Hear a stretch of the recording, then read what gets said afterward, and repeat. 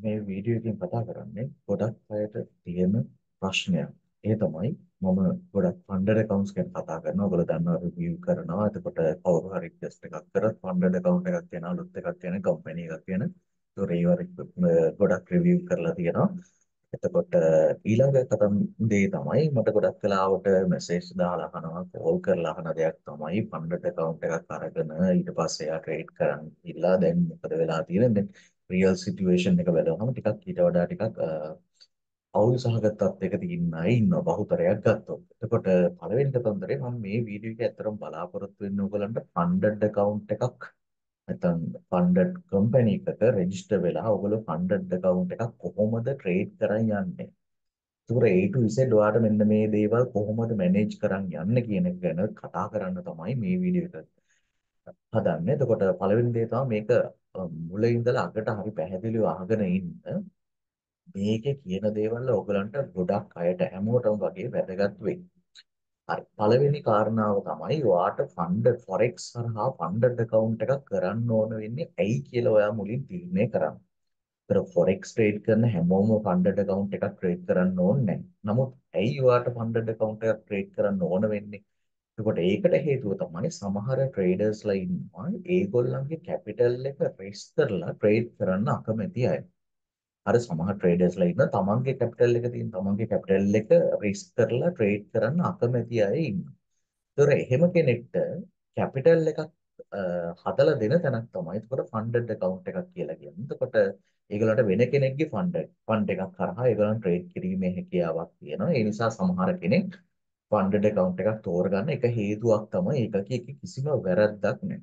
හරි. එතකොට තව කට්ටියක් ඉන්නවා ඒකත් නෙමෙයි. ඒගොල්ලන්ට තමන්ට දෙන්න පුළුවන් ෆන්ඩ් එකකුත් තියෙනවා. ප්‍රශ්නයක් නැහැ. කියන්නේ කැපිටල් එකක් තියෙනවා ඒගොල්ලන්ට ෆොරෙක්ස් ට්‍රේඩ් කරන්න. නමුත් ගැටලුව තියෙන්නේ තමන්ගේ කැපිටල් එක ට්‍රේඩ් කරන්න තියෙන බය. හරි. සමහර අය ඉන්නවා ට්‍රේඩ් එකක් ගන්න බයයි. සමහර අය ඉන්නවා ට්‍රේඩ් එකක් ගත්තට පස්සේ ඒක ප්‍රොෆිට් පැත්තෙන් ක්ලෝස් කරගන්න බයයි. සමහර අය ඒක පොඩ්ඩක් ස්ටොප් ලොස් එක ළඟට කිට්ටු කරනකොට ට්‍රේඩ් එක ඕෆ් කරනවා. ඒ කියන්නේ තමන්ගේ කැපිටල් එක රේස් කරන්න තියෙන බය. ඒක සයිකොලොජිකල් ඉෂුව එකක්. එතකොට ඕනම කෙනෙක්ට ඒ වගේ ඉෂුව එකක් එන්න පුළුවන්. ඒ නිසා සමහර අය ඉන්නවා තමන්ගේ කැපිටල් එක රේස් කරන්න කැමති නැති නිසා වෙන කෙනෙක්ගේ කැපිටල් එකක් ට්‍රේඩ් කරන්න එයාට හොඳ මෙන්ටැලිටි එකක් හදාගන්න පුළුවන් කියලා හිතාගෙන ෆන්ඩඩ් account එකක් බයි කරගෙන ට්‍රේඩ් කරගෙන යන අය. ඉතින් ඒකත් කිසිම ගැටලුවක් නැහැ. එහෙම කෙනෙක් නම් ඔයා එතකොට පොඩි සයිකොලොජිකල් ඉෂුව එකක් තියෙනවා. නමුත් ඒක කාලයත් එක්ක ඔයාට හදාගන්න පුළුවන්.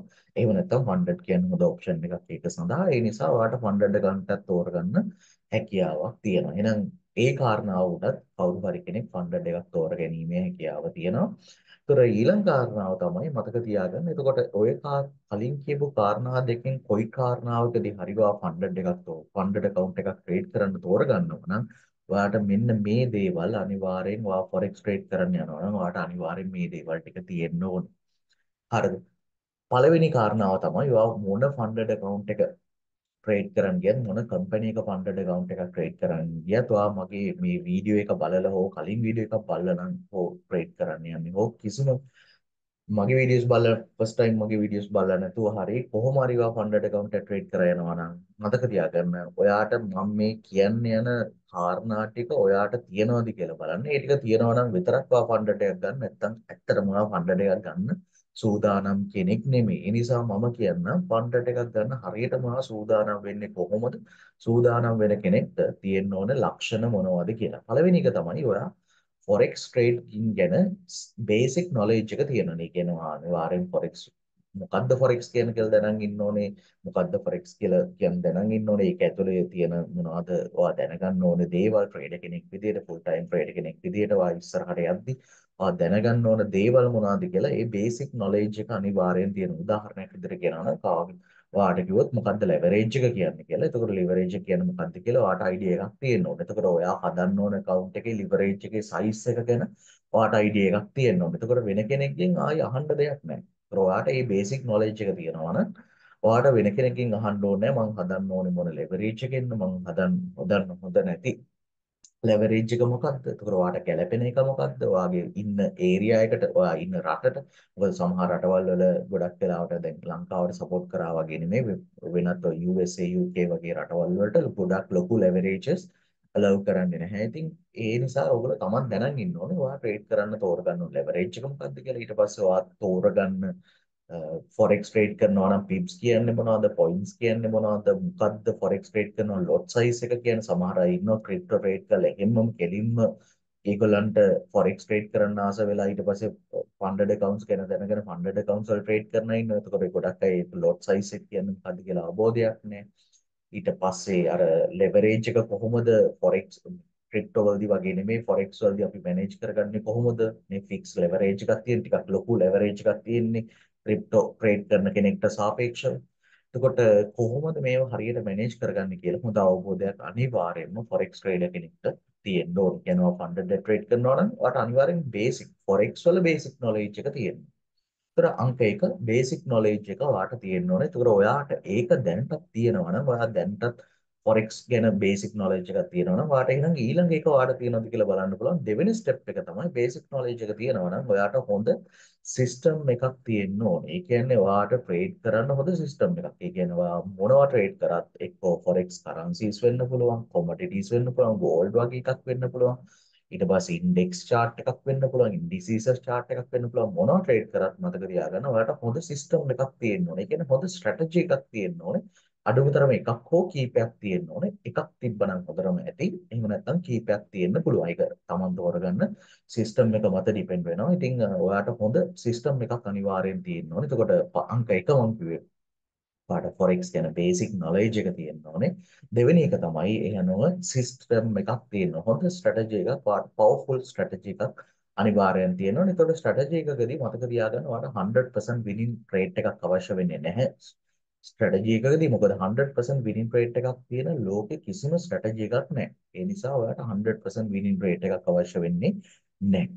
හරි. තුන්වෙනි කාරණාව තමයි ඔයාලට strategy එකක් තියෙනවා නම් ඔයාලට forex ගැන basic knowledge එකක් තියෙනවා නම් ඔයාලට තුන්වෙනි කාරණාව අනිවාර්යෙන් හොඳ money management system එකක් තියෙනවා. ඒ කියන්නේ ඔයාගේ account එක ඔයාට wash නොවි trade කරගෙන යාමේ හැකියාව තියෙනවා. මොකද ඔයාලා දන්නවා විශේෂයෙන්ම funded accounts කියලා කියන්නේ ඒගොල්ලෝ අපිට daily drawdown එකක් සහ maximum drawdown එකක් කියලා පොඩි බවුන්ඩරි එකක් දාලා තියෙන්නේ නේ. ඒකල සීමාවක් දාලා තියෙන. ඒ නිසා ඒ සීමාවට යන්නේ නැතුව ඔයගලන් ට්‍රේඩ් කිරීමේ හැකියාව මනි මැනේජ්මන්ට් තුලින් ඔයගලන්ට ඒක තියෙන්න ඕනේ. ඒ නිසා අනිවාර්යෙන් වාට හොඳ මනි මැනේජ්මන්ට් ස්කිල් එකක් තියෙන්න ඕනේ. හිතුණු ගණන් වල ලොට් දාන්න නැතුව හිතුණු වෙලාවට ට්‍රේඩ් කරන්නේ නැතුව ලොට් වලින් ට්‍රේඩ් කරන්නේ නැතුව හරියට පැහැදිලිව ඔයා ගන්න ට්‍රේඩ් එක ගැන අවධානයෙන් හොඳ මනි මැනේජ්මන්ට් සිස්ටම් එකක් තුන්වෙනි කාරණාව විදිහට ඔයාට අනිවාර්යෙන් තියෙන්න ඕනේ. ඉතින් ඒකත් ඔයාට තියෙනවා නම් ඔයාට පුළුවන් ඊළඟ ස්ටෙප් එක ඔයාට තියෙනවද කියලා බලන්න. ඒ ස්ටෙප් එක ඔයාට නැත්නම් ඔයා මුලින්ම කරන්න ඕනේ ඒ ස්ටෙප් එක හදාගෙන ඉන්න එක. හරි. ඊට පස්සේ හතරවෙනි කාරණාව විදිහට තියෙන්නේ ඔයාට ඊළඟ කාරණාව ඔයා අනිවාර්යෙන් මුලින්ම ඩිමෝ ට්‍රේඩ් කරලා හොඳ එක්ස්පීරියන්ස් එකක් ගන්න ඕනේ. හරිද? ඩිමෝ ට්‍රේඩ් කරන්න. මුලින්ම ඔයා ලයිව් ට්‍රේඩ් කරන්න කලින් ඔයා මුලින්ම ඕනම forex broker කෙනෙක් කරා ඔයාට පුළුවන් ඩිමෝ account එකක් open කරලා ඩිමෝ එකක් ගන්න. ඕන තරම් ඩිමෝ accounts open කරන්න පුළුවන්. ඒ නිසා හොඳ forex broker කෙනෙක් තෝරගන්න. තෝරගෙන ඔයා මුලින්ම ඩිමෝ එකක් open කරලා ඩිමෝ එකේ කාලයක් ඔයා ට්‍රේඩ් කරා යන්න. ඒතර ඔයාගේ සිස්ටම් එක දැන් ඔයාට හොඳ සිස්ටම් එකක් තිබුණානේ. හොඳ money management skill එකක් තිබුණානේ කලින් steps වලදී. ඒ හරි. එහෙනම් මේ money management skill එක සහ සිස්ටම් එක හොඳයිද කියලා බලන්න ඔයාට අනිවාර්යෙන් ඩිමෝ එකේ කාලයක් ට්‍රේඩ් කරන්න වෙනවා. හරිද? ඒ නිසා අනිවාර්යෙන් ඩිමෝ එකේ ට්‍රේඩ් කරලා හොඳ එක්ස්පීරියන්ස් එකක් ගන්න. ඒ එක්ස්පීරියන්ස් එක තමයි ඔයාට රියල් ට්‍රේඩ් කරන්න වැදගත් වෙන්නේ. ඒ නිසා ඔයාට යම් වෙලාවකදී ඔයාටම දැනෙන්න ගන්නවා. හරි දැන් ගැටලුවක් නැහැ. ඔයාට ට්‍රේඩ් කරලා යන්න පුළුවන් කියලා ඩිමෝ එක ට්‍රේඩ් කරද්දි මතක තියාගන්න ඕගොල්ලෝ ඩිමෝ එක ට්‍රේඩ් කරලා 100% වින් කරත් මතක තියාගන්න රියල් එක කියන්නේ ඊට වඩා වෙනස්. ඒ නිසා ඩිමෝ එකෙන් ගන්න එක්ස්පීරියන්ස් එක වැදගත්. ඔයාගේ මනි මැනේජ්මන්ට් ස්කිල්ස් හදාගන්න සහ සිස්ටම් එක හදාගන්න. ඊට අමතරව ඔයාට මේක ඇතුලේ ලයිව් ට්‍රේඩ් කරන්න තාමත් වාසුසු නැහැ. ඒ නිසා ඔයාට ඊළඟට තියෙන්නේ පොඩි account balance එකක් හදාගෙන ලයිව් account එකක. ඒ කියන්නේ ඔයාගේ ඔයා තෝරගන්න brokerගේ පොඩි ලයිව් account එකක් හදාගන්න. ඒ කියන්නේ ලොකු ගාණක් අවශ්‍ය වෙන්නේ නැහැ. risk එකට පොඩි ලයිව් account එකක් හදාගන්න. ඒකේ මුලින් ඔයා ආයි ලයිව් එකේ ට්‍රේඩ් කරා යන්න. ඩිමෝ එකේ ගත්ත එක්ස්පීරියන්ස් එක්ක ඔයා ලයිව් එකේ අර පොඩි account එක මුලින්ම ට්‍රේඩ් කරගෙන යන්න. ඒක ට්‍රේඩ් කරගෙන යන්න ඒක යන අතරතුරේදී ඔයාලට ලයිව් මාකට් එකක් ට්‍රේඩ් කරනකොට එන සයිකොලොජි එක ගැන අවබෝධයක් ගන්න පුළුවන්. මොකද ඩිමෝ එකක් ට්‍රේඩ් කරද්දී ලයිව් මාකට් එකේ එන සයිකොලොජි එක එන්නේ නැහැ. ඒ නිසා ඒක ගැන හොඳ අවබෝධයක් ගන්නවා ලයිව් ට්‍රේඩින් කරන්න ඕනේ. ඒතකොට ඊළඟ ස්ටෙප් එක තමයි ලයිව් ට්‍රේඩින් කරන එක. නැතුව මේ එකපාර ගිහිල්ලා ෆන්ඩඩ් account එකක් බයි කරන එක නන් නෙමෙයි. හරිද? මේ ස්ටෙප්ස් ඔක්කොම ෆලෝ කරලා තියෙන්න ඕනේ. ඊට පස්සේ ලයිව් account එකක් ඔයා ට්‍රේඩ් කරලා යනකොට ඔයාට හොඳ සයිකොලොජි එකක් හදාගන්න පුළුවන්. නමුත් ඔයාගේ කැපිටල් එක දැන් පොඩි කැපිටල් එකක් මේවා රිස්ක් කරගෙන යන්නේ මම මුලින්ම කිව්වාට ලයිව් account එකට පොඩි කැපිටල් එකක් තමයි රිස්ක් කරගෙන යන්න ඕනේ. හරි ඊළඟ කතන්දරය තමයි මතක තියාගන්න ඊළඟට දැන් ඔයා ලයිව් එකක් ට්‍රේඩ් කරලා ගන්න එක්ස්පීරියන්ස් සහ ඒකෙන් ගන්න පොඩි හරි ප්‍රොෆිට් එකක් එනවනේ දැන් ඒ කියනවා අනිවාර්යයෙන් ලයිව් එකක් ට්‍රේඩ් කරද්දී ඔයා ප්‍රොෆිටබල් වෙන්න ඕන යම් කාලයක් තුළ මේක සතියක් වෙන්න බෑ අර සතියකින් ඔයාට ලයිව් එකක් ට්‍රේඩ් කරලා ඊළඟට ෆන්ඩඩ් එකකට යන්න බෑ යම් කාලයක් ඔයාට තියෙන්න ඕනේ ඒ නිසා අඩුම තරමේ මාසයක් හෝ මාස දෙකක් තුනක්වත් අඩුම තරමේ ඔයා ලයිව් ට්‍රේඩ් කරලා හොඳ එක්ස්පීරියන්ස් එකක් ගන්න ඕනේ ඊට පස්සේ ඔයාට පුළුවන් ඔන්න දැන් ඔයාට පුළුවන් ආට ෆන්ඩඩ් account එකකට අත ගන්න. හැබැයි ඊට කලින් මතක තියාගන්න දැන් FTMO වගේ අය ඔයගොල්ලන්ට මම කලිනුත් රිවිව් කරලා තියෙනවා. FTMO වගේ අය ෆ්‍රී ට්‍රයල් එකක් දෙනවා. මුලින්ම ඔයගොල්ලෝ ෆ්‍රී ට්‍රයල් එක ගන්න. ඒ කියන්නේ ඒකෙත් FTMO එක ඔයාලට බයි කරන්න අවශ්‍යතාවයක් නැහැ. මුලින්ම පුළුවන් ඒකෙත් ෆ්‍රී ට්‍රයල් එක ගන්න. මොකද ඔයාලට ඩ්‍රෝ ඩවුන් ස්කිල් එක හදාගන්න. ඒව මැනේජ් කරගන්නේ කොහොමද? ඩේලි ඩ්‍රෝ ඩවුන් එක වදින්න නැතුව කොහොමද ට්‍රේඩ් කරන්නේ? ඊට පස්සේ ඒ වගේ ලෙවරේජ් එකට කොහොමද ට්‍රේඩ් කරන්නේ? ඒගොල්ලන්ගේ තියෙන ස්ප්‍රෙඩ්ස් වලට කොහොමද ට්‍රේඩ් කරන්නේ?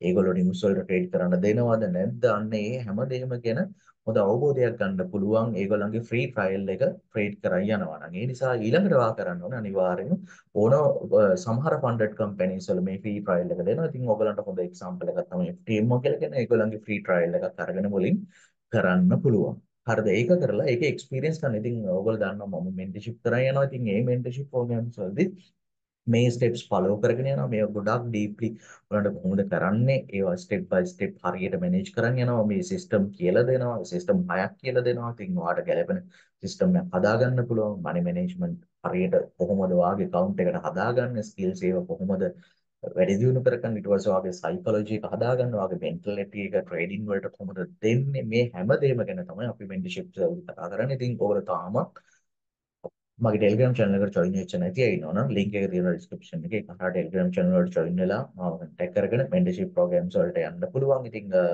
මේ ඉස්සරහට අලුත් mentorship program එකක් එන්න තියෙනවා. ඉතින් ඒකට ගැන විස්තර දැනගන්න පුළුවන්. හරි අපි යමු ඊළඟ කොටසට. එතකොට දැන් ඕගලන්ට මම අවසානයේදී ඕගලන්ට කිව්වේ මුලින්ම ඩිමෝ එකක් ට්‍රේඩ් කරන්න කියලා. ඉතින් ඩිමෝ එක ට්‍රේඩ් කරාට පස්සේ ඔයාට පුළුවන් ඊළඟට ෆන්ඩඩ් එකකට යන්න. ඔන්න දැන් ඔයාට හොඳට ඔයාටම තේරෙන්න ගන්නවා දැන් ඔයාට පුළුවන් ලයිව් ට්‍රේඩ් කරන්න ඔයාලට එක්ස්පීරියන්ස් තියෙනවා කලින් ඩිමෝ ට්‍රේඩ් කරලා එක්ස්පීරියන්ස් එකකුත් තියෙනවා ඊට පස්සේ ලයිව් account එක ට්‍රේඩ් කළා ඔයා ප්‍රොෆිට් වෙලක් තියෙනවා ඊට පස්සේ ඔයා ඊළඟට ඔයාලට දැන් ඔයාලට කොන්ෆිඩන්ස් කියන එක හැදිලා තියෙනවා යම් ප්‍රමාණයක 100% නෙමෙයි යම් ප්‍රමාණයක කොන්ෆිඩන්ස් හැදිලා තියෙන්නේ 150කට වඩා ඔයාලට සයිකොලොජි එක හදාගන්න පුළුවන් හැබැයි 100% සයිකොලොජි එකක් නම් හැදෙන්නේ නැහැ ඒක අවුරුදු ගාණක් කාලයක් එක්ක ට්‍රේඩ් කරලා යද්දි තමයි සයිකොලොජි එක කියන එක ඊතර ටික ඔයාලට හදාගන්න පුළුවන් වෙන්නේ ඉතින් ඒකත් මාර වැදගත් ඒකත් දැනන් ඉන්න එක අතිශය වැදගත් ඊට පස්සේ ඔයාට පුළුවන් ඔයාට ගැළපෙන ඔයාට affordable හොඳ ප්‍රොෆර්ම් කම්පැනි එකක් තෝරගෙන ඒකේ account එකක් buy කරලා ඊට පස්සේ සාමාන්‍ය විදිහට ට්‍රේඩ් කරගෙන යන්න. හිමින් ට්‍රේඩ් කරා යන්න මේක දවසෙන් දෙකකින් ඉවර කරා කියලා ඔයාලට කිසිම තේරුමක් නැහැ.